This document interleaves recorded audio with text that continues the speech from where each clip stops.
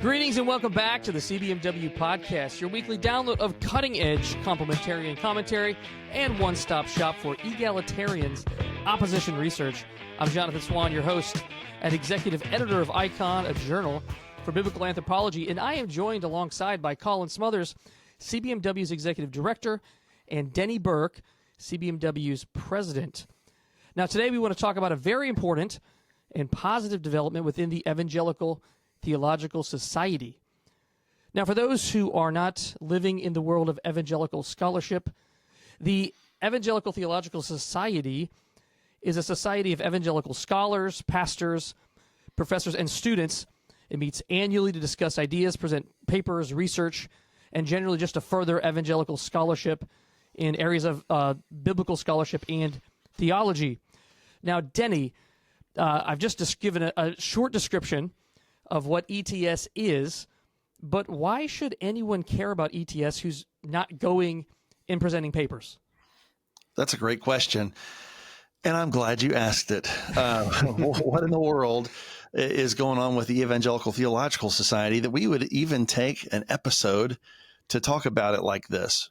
You described it well what it is. It's basically a scholarly confab that occurs every year, moves around the country to different cities. But all the guys who are writing the books and teaching at seminaries and teaching at Christian colleges, all the men and women who do that come together and they present papers, they argue with each other, they debate one another. A lot of book ideas are in seed form at the Evangelical Theological Society. It's called the Evangelical Theological Society because it's purportedly evangelical. It's in other words, it's distinct to be contrasted with the larger, more secular group that's called the Society of Biblical Literature and the American Academy of Religion. Those two groups comprise Bible scholars and theologians that are more liberal and more critical in their orientation, maybe unbelieving, or maybe they're Jewish, or maybe they're Hindu, or whatever. But those other scholars and theologians are in that larger group. The Evangelical Theological Society is comprised of what we would say is theological conservatives. And the distinctives of this society are that they believe in inerrancy and they believe in the Trinity. Those are the only two doctrinal affirmations that we have, but it's kept it fairly conservative over the years, although that identity has been contested from time to time. So the question, though, that you're asking, why does anybody care about this? You know, what do I care? You know, what's your average guy in the pew care about? All these Bible nerds meeting together, with their, I don't know what people think about us professors. Maybe they think we have pocket protectors with Bible highlighters in it. I don't know. Everybody has tweed on, Denny. Everybody has tweed on. That's right, and elbow pads. Right. Yeah, but there is a reason why this is important, because these are the people who are writing the books and thinking the thoughts and having the debates. These are the people who are influencing the pastors, because pastors are reading books. They're reading the commentaries. They're reading the theologies. And the pastors are the ones who are communicating God's word to God's people. So there is a kind of a really important, it's not the most important thing in the world, okay? I'm not saying ETS is the most important thing in the world. Your local church ought to be your first team, and I think it's the most important thing. But it would be an oversight to neglect the influence that ETS has on ordinary pastors by way of influence, because so much publishing comes from this group, and your pastors are reading the books and listening to the lectures of the people who come to this meeting. So what happens there very rarely stays there. And I'll just give one example of this. It was in 2014 that I had a debate for the first time about the moral status of same-sex attraction. This was an issue that was very much being contested, but a lot of people weren't talking about it yet. That was way back in 2014. And it was me, it was Owen Strand on one side, Preston Sprinkle, Wesley Hill on the other side. And we had this debate about whether or not same-sex attraction was sinful. That was 2014. 4 years later, you have the Revoice Conference meeting in a PCA church in Missouri.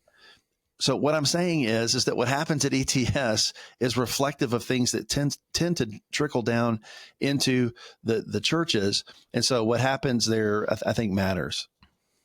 Yeah, Denny, every year for a number of years now, we've hosted a banquet, a dinner for complementarian scholars and up-and-coming scholars as well, guys who are students and gals who are students. Part of that's to encourage and edify those complementarians in our vision for men and women. But what specifically, since we have the banquet, we have a booth, what is CBMW's investment in ETS? Well, it's really, it traces back to the founding of CBMW to begin with. CBMW exists in large part because of something that happened at an ETS back in 1985. Way back in 1985, the ETS had a national conference like we do now. It was a lot smaller back then, but the topic for that year was on women in ministry, and there were about 5 or 6 plenary speakers. Wayne Grudem was one of those speakers to talk about this very much contested issue of women in ministry. And so Wayne Grudem got there and presented his paper, and he found himself to be the only one of the plenary speakers that held to what we now call a complementarian view. Back then, nobody had coined the word complementarian yet. But what we now hold to be the complementarian view, which was a more traditional view, he was the only one advocating for that. And it troubled him. And so he got together with John Piper and a handful of others, and he said, what's happening on the stage at ETS is not reflective of the broader membership, which tend to be more traditionally minded about these things. So, we need to found an organization which will articulate a set of principles that we can advance and defend and try to persuade people with what our theological position is. Up until that time, people just called it the traditional view or whatever. But that's what happened as a result of that ETS meeting was John Piper, Wayne Grudem, and a handful of others got together and they drew up a statement which they finalized at a subsequent meeting in Danvers, Massachusetts. And they called it the Danvers Statement. And so that's the touchstone for complementarian conviction that we all look to now, what they wrote and what was finalized actually in 1987. They also announced the formation of a group to advance the vision of the Danvers Statement, and that was the Council on Biblical Manhood and Womanhood, which is, what we represent now. So our interest at ETS is very much bound up with the early beginnings of CBMW, which was sort of birthed out of this vision that Wayne Grudem had after the 1985 annual meeting. And so we've been advancing the complementarian vision ever since then. Yeah, that's right. So in other words, CBMW was largely birthed out of the association, the conversations that occur at ETS. That's correct. Colin, that's not our only interest, though. I mean, our interest as an organization, of course, we care about what happens at ETS, but our primary focus is trying to influence church and ministries and to provide resources for the Bible's view on manhood and womanhood, and that's what we exist for. All right, so I want to talk about this recent development that we saw occur at the business meeting of ETS. The board.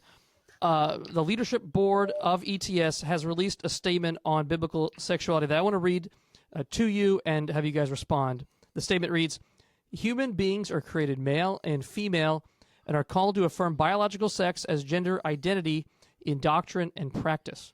Human sexual activity is limited by Scripture to marriage, which is exclusively the union of a man and woman."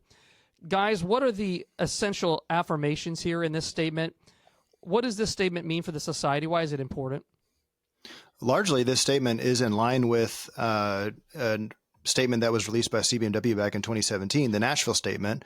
And that was back then advocating for the traditional evangelical Orthodox position that gender identity is according to biological sex. That is, you can't have a male identify as a woman and a female identify as a man and be congruent with the Bible's teachings on gender and sexuality. That's clearly, outlining the transgender position and then standing against it with the Bible's affirmations that gender identity is biologically determined. So transgenderism by the statement is excluded from evangelical orthodoxy. And then additionally, homosexuality, specifically gay marriage, homosexual activity outside the confines of biblical marriage. That includes even heterosexual immorality outside the confines of biblical marriage, and then defines marriage as exclusively the union of a man and a woman. So broadly speaking, the LGBT acronym is excluded by this statement. And the reason why that's important is because, as Denny's written on, as I've written on in several places, this has not been a settled question for the Evangelical Theological Society. We have had papers at this society written and read and argued in favor of gay marriage and in favor of transgender identities. We dedicated an entire issue of Icon to reviewing the latest biblical equality, the book. It's Discovering Biblical Equality. Discovering Biblical Equality. That's right. It's the CBE, so it's the egalitarian counterpart for CBMW. They updated their kind of touchstone book, and in that book, Christopher Colin, among others, as a member of ETS, arguing in favor of affirming transgender identities.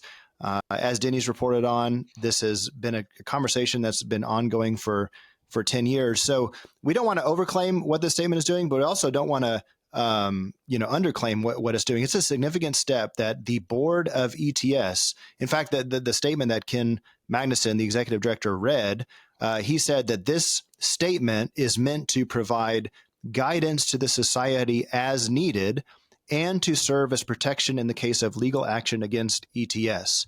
So as of now, it doesn't necessarily regulate membership, but that is an open question regarding the advisory role now for the board to be able to make decisions regulating membership, regulating the kinds of theological positions that the ETS, the Evangelical Theological Society, is staking out. And it is a huge step in a positive direction. Yeah, and I would say, the ETS, as I mentioned earlier, it only has 2 doctrinal affirmations that are required of members. You have to affirm the Trinity, and then you also have to affirm the inerrancy of Scripture. Ray Van Ness famously wrote an article years ago arguing that the ETS's doctrinal statement is like a bikini. It covers some necessary things, but it leaves a whole lot exposed. And I think that he is essentially right about that. I mean, yes, we want to affirm inerrancy. Yes, we want to affirm the Trinity. But there are a lot of other things that we would hold to be essential as evangelicals. And so this has always, in my view, been kind of a weak point for ETS, a vulnerable point for ETS, because you can find people here and there who may be willing to affirm inerrancy, may be willing to affirm the Trinity, but who are otherwise unorthodox in other areas. And so, 10 years ago, I went to a session that was featuring a lot of different speakers, some of whom were affirming. Now, that's not a surprising thing at ETS. Okay, this is not your church. This is an academic conference, which means sometimes we will have invited guests who are there, and there will be debates with them, or we'll hear from them and sort of engage their ideas, whatever they are. That's not a big deal to have an invited guest who doesn't agree with the theological framework of most people at ETS. That's not a big deal. What was a big deal 10 years ago is that one of the invited guests was David Gushy, and who would come out as affirming of LGBTQ identities. Another person who was on the same panel was an author named Megan DeFranza, who at the time, during the presentation, it was very clear she was affirming of gay marriage. And when you read her books subsequently, it's clear that is the position that she came to. But what caught me at the time was that her presentation was she was not listed as a guest speaker on the program. So our program, delineates guest speakers from people who are, members, and it still listed her as a member at the time. So all I'm saying is, look, people are free to do whatever they want in terms of believe what they want. We can't stop that, but our society has had no real framework to exclude that particular, affirmation of LGBTQ. Mm-hmm. This seems to me the first thing that could actually be used in a way to limit those who affirm LGBTQ. Yeah, if the ETS, the Evangelical Theological Society, is going to remain evangelical, we have to confess some kind of affirmation in this direction. Otherwise, we will end up going the direction of SBL and every other mainline denomination or association. Go ahead. It's a real tension, though, because it's not, there's been a kind of a resistance to more rigorous doctrinal definition because, this place it's a broad panoply of evangelical theologians. And once you try to define things beyond inerrancy in the Trinity, things start to come apart. There's just a lot of differences that are there. You wish that there could be an evangelical core, but I led an effort. How many years ago was it? 15 plus years ago, to try to adopt a more robust evangelical statement of faith, and it went down. The membership voted it down. They're just not that interested in having that. They want Was it to that be before, Denny, or after the Evangelical Theological Society had its president convert to Roman Catholicism while he was president of ETS? Yeah, it was right after that. After that. That shows the need for maybe a more robust theological position. Can you have a Roman Catholic president of the Evangelical Theological Society? What does evangelical mean at that point? And I think that's the question we're bumping up against is, can you have a membership that is comprised of people who are affirming of transgenderism, affirming of homosexual activity and even marriage? And I think this is the question that we're going to be facing going forward, because I can list off on my two hands right now members of ETS that I know of right now that could not affirm the sexuality statement as it was passed by the board. And I think that's the open question going forward. Certainly. Hey, guys, before I conclude, I have a more entertaining question to ask you. What is your favorite ETS location? ETS moves around every year. You have basically a year where it's in the east, then it's sort of in the middle of the country, and then the west. Mm-hmm. What's your favorite location? My favorite location is wherever it's warm. So San Diego, I'm a big fan of San Diego. It's 70 degrees all the time out there. So San Diego is a great location. I was going to say the same. How do you top San Diego? It's like paradise no matter what time of year. This was my first time in Boston this past week, and I got to do the Freedom Trail, walk from Boston Commons all the way to Bunker Hill. So really just the genesis, the heart of the American founding and tradition. And my American patriotism was at 110% that week. So I really enjoyed our time in Boston. It was emanating from you, Colin. No, not to be boring, I would say let's have it in San Diego every year. San Diego, somewhere in Texas, San Antonio. We've done San Antonio, Fort Worth. And if we're going to do East Coast, we always do the Northeast. What's wrong with Orlando? Let's go to Miami. Let's do Miami. Let's get to Florida. Come on. They do Atlanta. Atlanta's as far south as I can remember. Yeah. All right. Well, I can. Boston was great. I loved it there. Got to share a lobster roll with Colin, and it was a beautiful moment. Let's say. Never had a lobster before. It was awesome. All right. Hey, everybody. Guys, thanks for being a part today, and thank you to our listeners. To find more about the ministry of CBMW, visit cbmw.org.